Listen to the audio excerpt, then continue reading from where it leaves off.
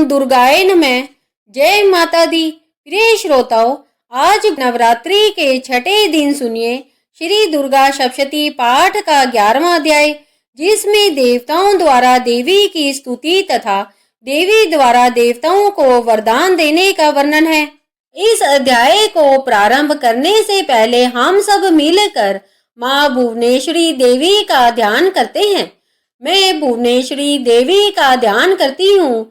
उनके श्री अंगों की चमक प्रातः काल के सूर्य के समान है। माथे पर चंद्रमा का मुकुट है। वे उभरे हुए स्तनों और 3 नेत्रों से शोभायमान है।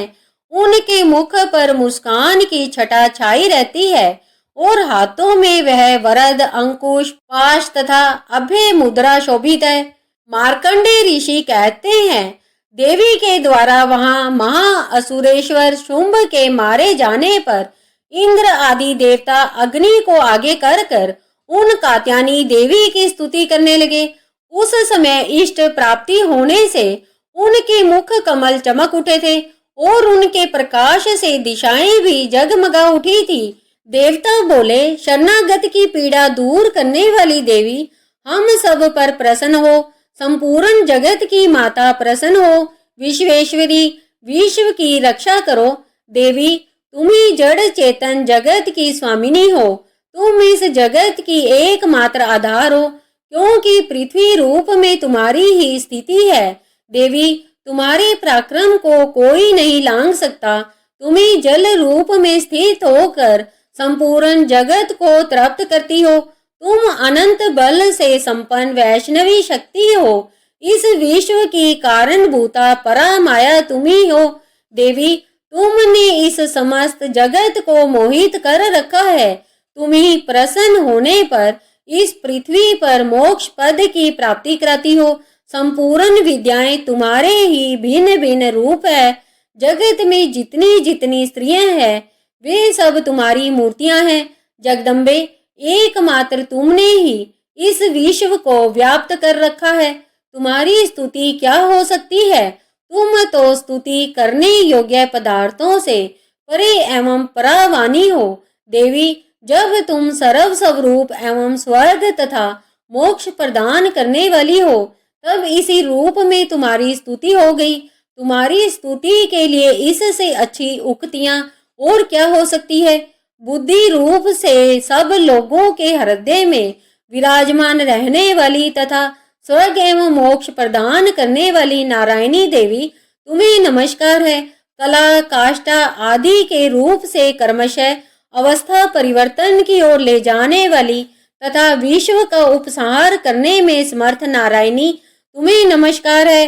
हे नारायणी, तुम सब प्रकार का मंगल करने वाली कल्याण में ही हो। मंगलदायिनी शिवा हो। सब पुरुषार्थों को सिद्ध करने वाली शरणागत वत्सला, 3 नेत्रों वाली एवं गौरी हो। तुम्हें नमस्कार है। तुम सृष्टि के पालन और संहार की शक्ति भूता पुरातन देवी, गुणों का आधार तथा सर्व गुण संपन्न हो। नारायणी, तुम्हें नमस्कार है। शरण में आए हुए दीनों पीढ़ियों की रक्षा में रत रहने वाली तथा सब की पीड़ा का निवारण करने वाली नारायणी देवी, तुम्हें नमस्कार है। नारायणी, तुम ब्राह्मणी का रूप धारण कर हंसों से जूते हुए विमान पर बैठती तथा कुश मिश्रित जल छिड़कती रहती हो। तुम्हें नमस्कार है। माहेश्वरी रूप से त्रिशूल, चंद्रमा एवं सर्प को धारण करने वाली तथा महान वृषभ की पीठ पर बैठने वाली नारायणी देवी, तुम्हें नमस्कार है। मोरों और मुर्गों से घिरी रहने वाली तथा महाशक्ति को धारण करने वाली कुमारी रूप धारिणी निष्पापे नारायणी, तुम्हें नमस्कार है। शंख, चक्र, गदा और शारक धनुष रूप उत्तम अस्त्र आयुधों को धारण करने वाली वैष्णवी शक्ति रूपा नारायणी, तुम प्रसन्न हो। तुम्हें नमस्कार है। हाथ में भयानक महाचक्र लिए और दाढ़ों पर धरती को उठाए बाहरी रूप धारिणी कल्याणमयी नारायणी, तुम्हें नमस्कार है। भयंकर नरसिंह रूप से दैत्यों के वध के लिए उद्योग करने वाली तथा त्रिभुवन की रक्षा में संलग्न रहने वाली नारायणी, तुम्हें नमस्कार है। मस्तक पर किरीट और हाथ में महावज्र धारण करने वाली, सहस्त्र नेत्रों के कारण उदीप्त दिखाई देने वाली और वृत्तासुर के प्राणों का अपहरण करने वाली इंद्र शक्ति रूपा नारायणी देवी तुम्हें नमस्कार है। शिवदूती रूप से दैत्यों की महती सेना का संहार करने वाली तथा भयंकर रूप धारण करने वाली नारायणी तुम्हें नमस्कार है। दाढ़ों के कारण भयंकर मुख वाली, मुंड माला से अलंकृत मुंड मर्दिनी चामुंडा रूपा नारायणी तुम्हें नमस्कार है। महाविद्या, श्रद्धा, पुष्टि, स्वधा, लक्ष्मी, ध्रुवा, महारात्रि, लज्जा तथा महा अविद्या रूपा तुम्हें नमस्कार है। मेधा, सरस्वती, वरा, भूति, तामसी, नियता तथा ईशा रूपिणी नारायणी तुम्हें नमस्कार है। सर्व स्वरूपा सर्वेश्वरी तथा सब प्रकार की शक्ति से संपन्न दिव्य रूपा दुर्गे देवी, सब भयों से हमारी रक्षा करो, तुम्हें नमस्कार है। कात्यायनी, यह 3 नेत्रों से शोभित तुम्हारा सौम्य मुख सब प्रकार के भयों से हमारी रक्षा करे, तुम्हें नमस्कार है। भद्रकाली, ज्वालाओं के कारण विकराल प्रतीत होने वाला, अत्यंत भयंकर और समस्त असुरों का संहार करने वाला तुम्हारा त्रिशूल भय से हमारी रक्षा करे, तुम्हें नमस्कार है। देवी, जो अपनी ध्वनि से संपूर्ण जगत को व्याप्त कर कर दैत्यों का तेज नष्ट कर देता है, वह तुम्हारा घंटा हम लोगों की पापों से उसी प्रकार रक्षा करे जैसे माता अपने पुत्रों को बुरे कर्मों से बचाती है। चंडिके, तुम्हारे हाथों में सुशोभित खड्ग जो असुरों के रक्त और चर्बी से चर्चित है, वह हमारे लिए कल्याणदायक है, हम तुम्हें नमस्कार करते हैं। देवी, तुम प्रसन्न होने पर सब रोगों को नष्ट कर देती हो और क्रोधित होने पर मनोवांछित सभी कामनाओं का नाश कर देती हो। जो लोग तुम्हारी शरण में आ चुके हैं उन पर विपत्ति तो आती ही नहीं। तुम्हारी शरण में गए हुए मनुष्य दूसरों को शरण देने योग्य हो जाते हैं। देवी अंबिके, तुमने अपने स्वरूप को अनेक भागों में बांट कर नाना प्रकार के रूपों से जो इस समय इन धर्मद्रोही महादैत्यों का संहार किया है, वह सब दूसरी कौन कर सकती थी। विद्याओं में ज्ञान को प्रकाशित करने वाले शास्त्रों में तथा आदि वाक्यों में तुम्हारे सिवा और किसका वर्णन है, तथा तुमको छोड़कर दूसरी कौन ऐसी शक्ति है जो इस विश्व को अज्ञान में घोर अंधकार से परिपूर्ण ममता रूपी गड्ढे में निरंतर भटका रही हो, जहाँ राक्षस, जहाँ भयंकर विषैले सांप, जहाँ शत्रु और लुटेरों की सेना और जहाँ दावानल हो, वहाँ तथा समुद्र के बीच भी रहकर तुम विश्व की रक्षा करती हो, इसलिए संपूर्ण विश्व को धारण करती हो। तुम भगवान विश्वनाथ की भी पूजनीय हो। जो लोग भक्ति पूर्वक तुम्हारे सामने मस्तक नवाते हैं, वे संपूर्ण विश्व को आश्रय देने वाले होते हैं। देवी, प्रसन्न हो, जैसे इस समय असुरों का वध कर तुमने ही हमारी रक्षा की है, उसी प्रकार सदा हमें शत्रुओं के भय से बचाओ। संपूर्ण जगत का पाप नष्ट कर बड़े बड़े उपद्रवों को शीघ्र दूर करो। विश्व की पीड़ा दूर करने वाली देवी, हम तुम्हारे चरणों पर पड़े हुए हैं, हम पर प्रसन्न हो। त्रिलोक निवासियों की वंदनिया परमेश्वरी, त्रिलोक निवासियों की वंदनिया परमेश्वरी, सब लोगों को वरदान दो। देवी बोली, देवताओं, मैं वरदान देने को तैयार हूँ। तुम्हारे मन में जिसकी इच्छा हो वह वर मांग लो। संसार के लिए उस उपकारक वर को मैं अवश्य दूंगी। देवता बोले, सर्वेश्वरी, तुम इसी प्रकार तीनों लोकों की सारी बाधाओं को शांत करो और हमारे शत्रुओं का नाश करती रहो। देवी बोली, देवताओं, वैवस्वत मनवंतर के 28वें युग में शुंभ और निशुंभ नाम के 2 अन्य महादैत्य पैदा होंगे। तब मैं नंद ग्वाले के घर में उनकी पत्नी यशोदा के गर्भ से पैदा हो विंध्याचल में जाकर रहूंगी और उक्त दोनों असुरों का नाश करूंगी। फिर अत्यंत भयंकर रूप से पृथ्वी पर अवतार ले मैं वैप्रचित नाम वाले दानवों का वध करूंगी।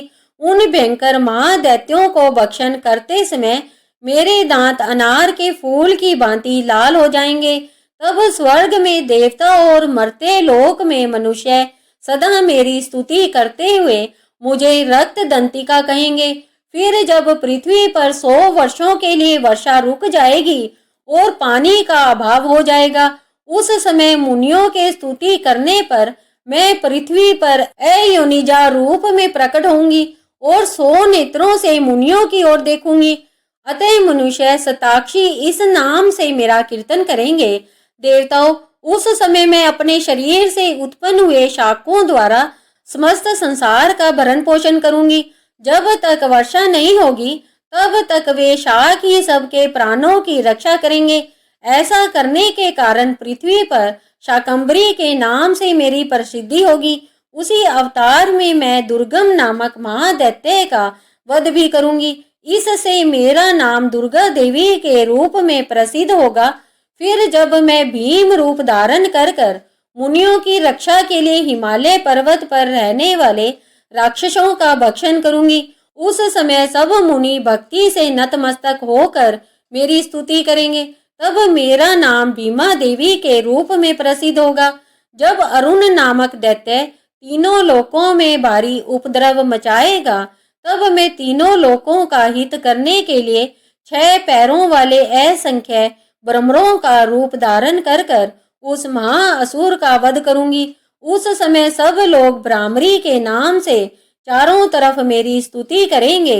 इस प्रकार जब जब संसार में दानवी बाधा उपस्थित होगी, तब तब अवतार लेकर मैं शत्रुओं का संहार करूंगी। जय माता दी। इस प्रकार श्री मार्कंडेय पुराण में सावर्णिक मनवंतर की कथा के अंतर्गत देवी महात्म्य में देवी स्तुति नामक 11वां अध्याय पूर्ण हुआ। इसके आगे के शेष अध्याय आप सभी कल की वीडियो में जरूर सुनिएगा। अब सुनिए श्री दुर्गा कवच पाठ। इस पाठ से शरीर के सभी अंगों की रक्षा होती है। यह पाठ महामारी से बचाव की शक्ति देता है। यह पाठ संपूर्ण आरोग्य का शुभ वरदान देता है और यह कवच पाठ अत्यंत गोपनीय पाठ है, इसीलिए इसे पूरी पवित्रता से किया जाना चाहिए।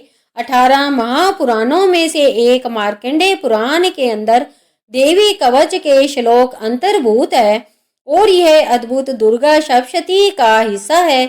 देवी कवच को भगवान ब्रह्मा जी ने ऋषि मार्कंडेय को सुनाया था। मैं ऋषि मार्कंडेय श्री ब्रह्मा जी से बोले, हे पितामह, संसार में जो गुप्त हो और जो मनुष्यों की सब प्रकार से रक्षा करता हो और जो आपने किसी को भी आज तक बताया ना हो, वह कवच मुझे बताइए। श्री ब्रह्मा जी कहने लगे, अत्यंत गुप्त और सब प्राणियों की रक्षा करने वाला, सब की भलाई करने वाला कवच मुझसे सुनो। प्रथम शैलपुत्री, दूसरी ब्रह्मचारिणी, तीसरी चंद्रघंटा, चौथी कुष्मांडा, 5वीं स्कंद माता, 6ठी कात्यायनी, 7वीं कालरात्रि, 8वीं महागौरी और 9वीं सिद्धिदात्री। यह देवी की 9 मूर्तियां हैं। यह नव दुर्गा कहलाती है। आग में जलता हुआ, रण में शत्रु से घिरा हुआ, विषम संकट में फंसा हुआ मनुष्य अगर देवी दुर्गा के नामों का स्मरण करे तो उसको कभी भी हानि नहीं हो सकती। रण में उसके लिए कुछ भी आपत्ति नहीं होती और ना उसे किसी प्रकार का कोई दुख या डर ही होता है। हे देवी, जिसने श्रद्धा पूर्वक तुम्हारा स्मरण किया है उसकी वृद्धि होती है और जो तुम्हारा चिंतन करते हैं उनकी तुम निसंदेह रक्षा करने वाली हो। चामुंडा प्रेत पर, बाहरी भैंसे पर, रौद्री हाथी पर, वैष्णवी गरुड़ पर अपना आसन जमाती है। माहेश्वरी बैल पर, कुमारी मोर पर और हाथ में कमल लिए हुए विष्णु प्रिया लक्ष्मी जी कमल के आसन पर विराजती है। बैल पर बैठी हुई ईश्वरी देवी ने श्वेत रूप धारण कर रखा है और सब प्रकार के आभूषणों से विभूषित ब्रह्मी देवी हंस पर बैठती है। और इस प्रकार यह सब देवियां सब प्रकार के योगों से युक्त और अनेक प्रकार के रत्न धारण किए हुए हैं। भक्तों की रक्षा के लिए संपूर्ण देवियां रथ में बैठी और क्रोध में भरी हुई दिखाई देती है तथा चक्र, गदा, शक्ति, हल, मूसल, केटक और तोमर, परशु तथा पास, भाला और त्रिशूल और उत्तम सारंग आदि शस्त्रों को दैत्यों के नाश के लिए और भक्तों की रक्षा करने के लिए देवताओं के कल्याण के लिए धारण किए हुए हैं। हे महारौद्रे, अत्यंत घोर पराक्रम, महान बल और महान उत्साह वाली देवी, आपको मैं नमस्कार करता हूँ। हे देवी, आपका दर्शन दुर्लभ है और आप शत्रुओं के भय को बढ़ाने वाली है। हे जगदम्बिके, मेरी रक्षा करो। पूर्व दिशा में इंद्रिय शक्ति मेरी रक्षा करे, अग्नि कोण में अग्नि शक्ति, दक्षिण दिशा में बारी देवी और नृत्य कोण में खड्गधारिणी देवी मेरी रक्षा करे। पश्चिम दिशा में वारुणी, वायु कोण में मृगवाहिनी, उत्तर दिशा में कौमारी और ईशान कोण में शूलधारिणी देवी मेरी रक्षा करे। ब्राह्मणी ऊपर की ओर से मेरी रक्षा करे और वैष्णवी देवी नीचे की ओर मेरी रक्षा करे। और इसी प्रकार शव पर बैठी चामुंडा देवी दसों दिशाओं में मेरी रक्षा करे। जया देवी आगे, विजय पीछे की ओर, अजीता बाईं ओर, अपराजिता दाहिनी ओर मेरी रक्षा करे। गोतनी देवी शिखा की रक्षा करे तथा उमा मेरे मस्तक पर विराजमान होकर मेरी रक्षा करे। इसी प्रकार ललाट की मालाधारी देवी रक्षा करे और यशस्विनी देवी मेरी बाहों की रक्षा करे। बाहों के मध्य भाग में त्रिनेत्रा नथुनों की यमघंटा देवी रक्षा करे। नेत्रों के मध्य में शंखिनी देवी और द्वारवासिनी देवी कानों की रक्षा करे। कपोलों की कालिका देवी और कानों के मूल भाग की भगवती शांकारी रक्षा करे। सुगंधा नासिका में और चर्चिका ऊपर के होंठ में, अमृत कला नीचे के होंठ की, सरस्वती देवी जीव की रक्षा करे। कुमारी देवी दांतों की और चंडिका कंठ स्थान की रक्षा करे। चित्रघंटा गले की गुटकी की और महामाया तालू में रहकर रक्षा करे। कामाक्षी ठोडी की और सर्वमंगला मेरी वाणी की रक्षा करे। भद्रकाली गर्दन में और धनुर्धरी मेरु दंड की रक्षा करे। कंठ के भारी भाग की नीलग्रीवा और कंठ की नाली की नलकुबरी रक्षा करे। दोनों कंधों में खड़गनी और मेरी दोनों भुजाओं की रक्षा वज्रधारिणी करे। दोनों हाथों की दंडनी और अंगुलियों की अंबिका रक्षा करे। सुलेश्वरी नखों की रक्षा करे। कुलेश्वरी कोख में रहकर रक्षा करे। महादेवी दोनों स्तनों की और शोक विनाशिनी देवी मन की रक्षा करे। ललिता देवी हृदय में और शूलधारिणी पेट में रहकर मेरी रक्षा करे। नाभि की कामिनी और गुह स्थान की गुहेश्वरी रक्षा करे। पूतना और कामिनी लिंग की और महिषवाहिनी गुदा की रक्षा करे। भगवती कमर की और विंध्यवासिनी घुटनों की रक्षा करे। संपूर्ण कामनाओं को देने वाली महाबली देवी दोनों जंगाओं की रक्षा करे। नारसिंगी दोनों एड़ियों की और तेजस्वी देवी दोनों पांवों के ऊपरी भाग की रक्षा करे। श्री देवी पैरों की उंगलियों में और स्थलवासिनी पैरों के तलवों की रक्षा करे।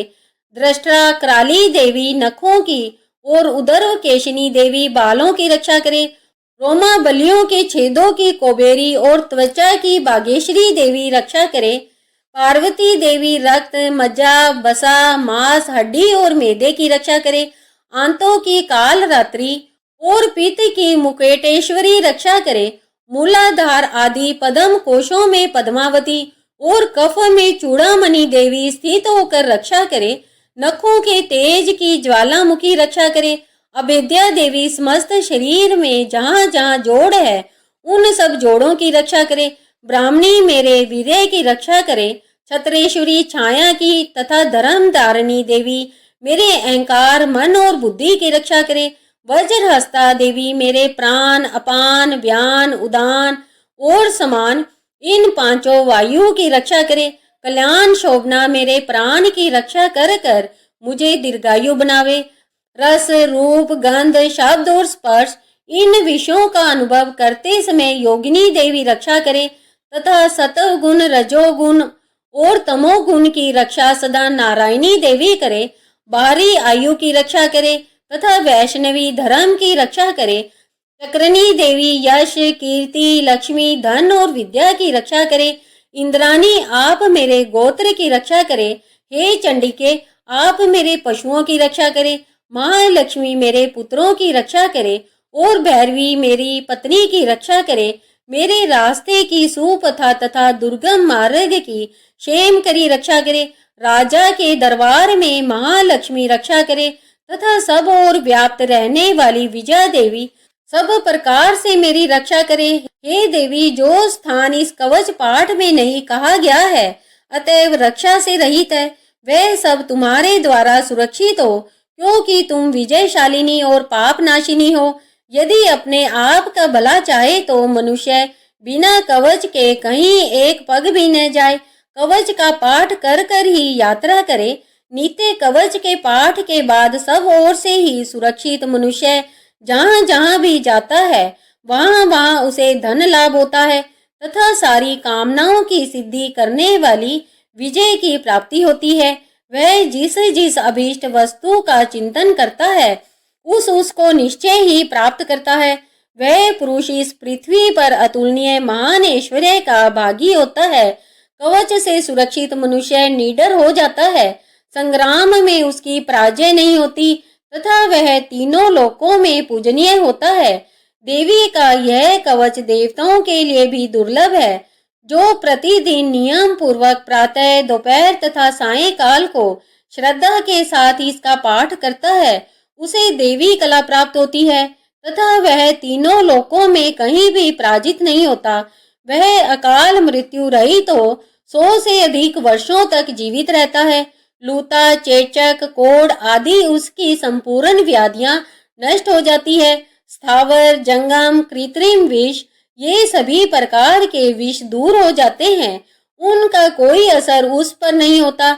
इस पृथ्वी पर मारन, मोहन आदि जितने अभिचारक प्रयोग होते हैं तथा इस प्रकार के जितने मंत्र यंत्र होते हैं वे सब इस कवच को हृदय में धारण कर लेने पर उस मनुष्य को देखते ही नष्ट हो जाते हैं।